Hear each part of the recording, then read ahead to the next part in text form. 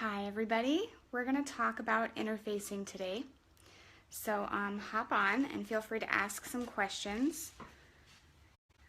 It is still morning in our house. Kids are just waking up and coming in, so I apologize if that happens during the video. Say hi!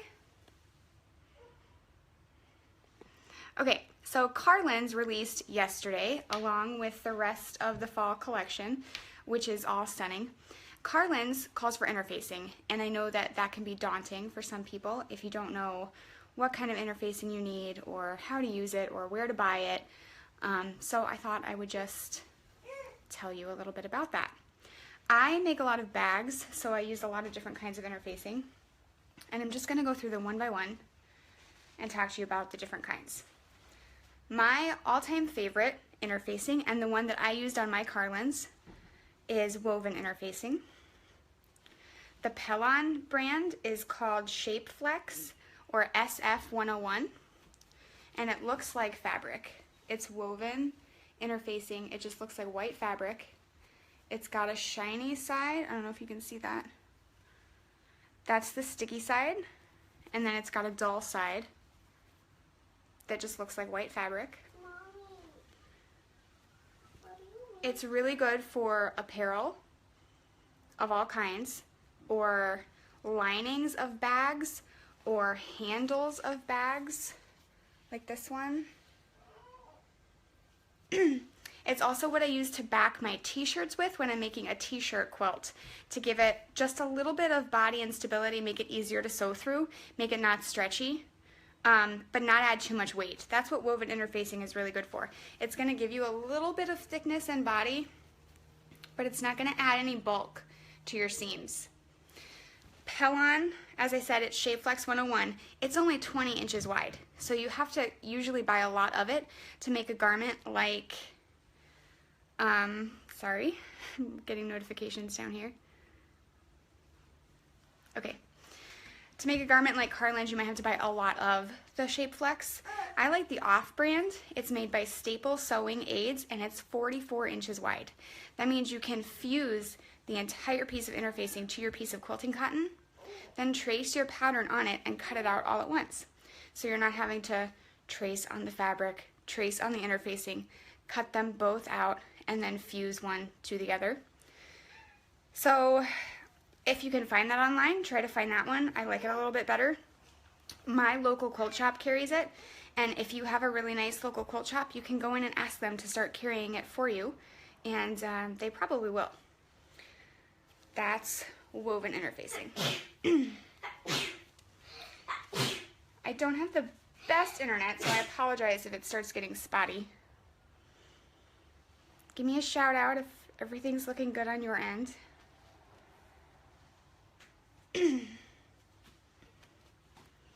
This is the only one in my pile here that I don't know the brand name of. It looks very similar to woven interfacing. It has a nice drape like woven interfacing, but it's a lot thinner.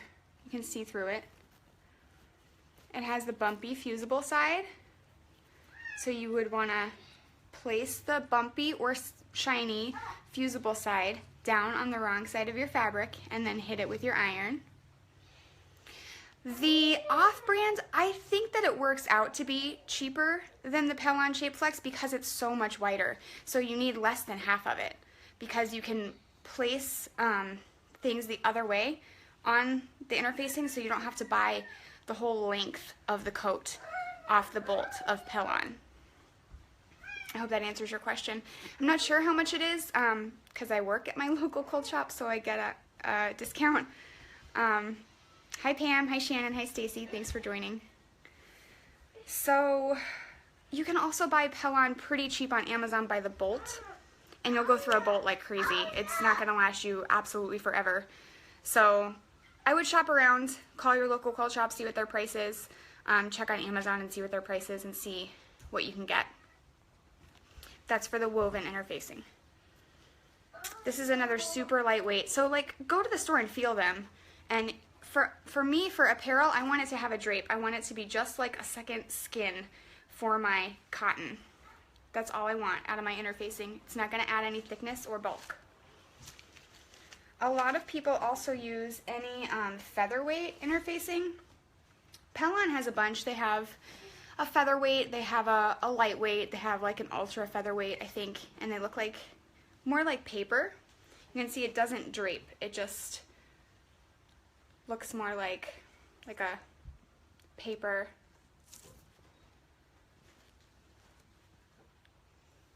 And this works fine too. It's really good in collars or shirt cuffs or buttonhole plackets where you need a little bit more thickness to make the buttonhole in your machine. Sometimes your machine just wants to eat up that fabric if there's nothing stiffer underneath it. And it has the shiny side. The fusible stuff has the shiny side that has the glue on it. I don't know if you can really see that. And it has the dull side. This comes in double-sided fusible also. That you really only want to use for specialty projects. If you put it in your interfacing of your carlin, which is what the carlin pattern calls for. This is my carlin. If you put it on your interfacing and then you're sewing your seams and then you try to iron the wrong side of your interfacing, you're going to get sticky stuff all over your iron. So the double-sided is really for only very specific things, and I'll talk a little bit more about that later. This weight and this weight are very similar. You can see it just looks like paper. So it's going to be a little thicker under your needle. It's going to add a little bit more bulk in your seams, but it still works for apparel. It does, to me, it gets a little bit crinkly as you wear it, and it doesn't look as nice. I dropped it, hold on. And you don't want that. I don't want that looking, I don't want it doing that to my fabric. So I prefer not to use these kinds of interfacings in my garments. But they're really nice for little projects like a little iPad sleeve or a little zipper pouch or something where you want a little bit more thickness there and stiffness. And as I said, collars and shirt cuffs. This, I did want to open it up and show you, is the sew-in kind. So it does not have, oh, did I lie? No, it's not shiny. It doesn't have a shiny side.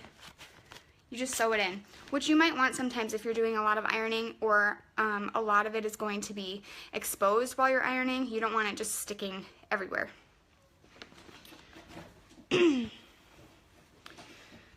Fusibles, lightweights, those are all around that.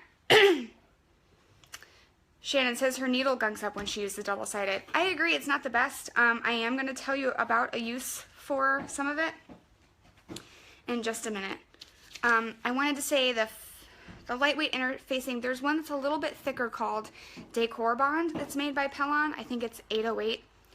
And it's even a little stiffer than this, and it's nice for more of these projects, like when you want some stiffness in your handle, or you're making like a little like square basket cubby or something to store things in and you want it to stand up on its own. That's what that stuff is good for. I'm going to talk to you about heat. Oh, I'm sorry if my internet just cut out a little bit. I'm going to talk to you about heat and bond, steam a seam, and stitch web. Are actually not what I would consider to be interfacings. They are fusible webs.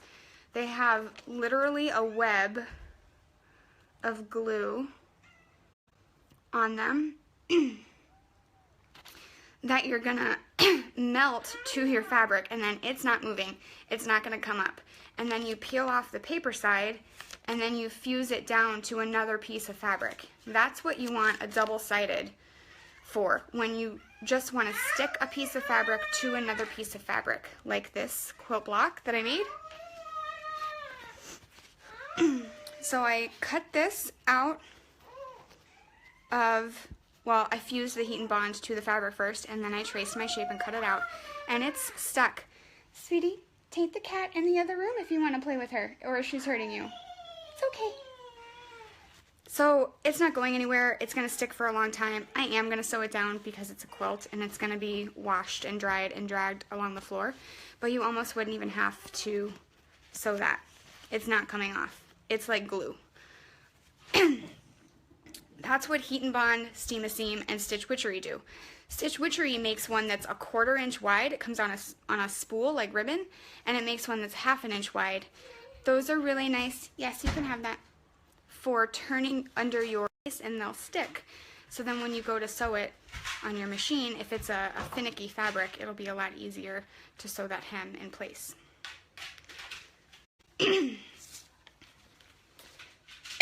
Sorry. Okay, is fusible fleece. This I would absolutely use in a garment like Carlin's if you're making it out of quilting cotton or other thin fabrics and you want it to be warm.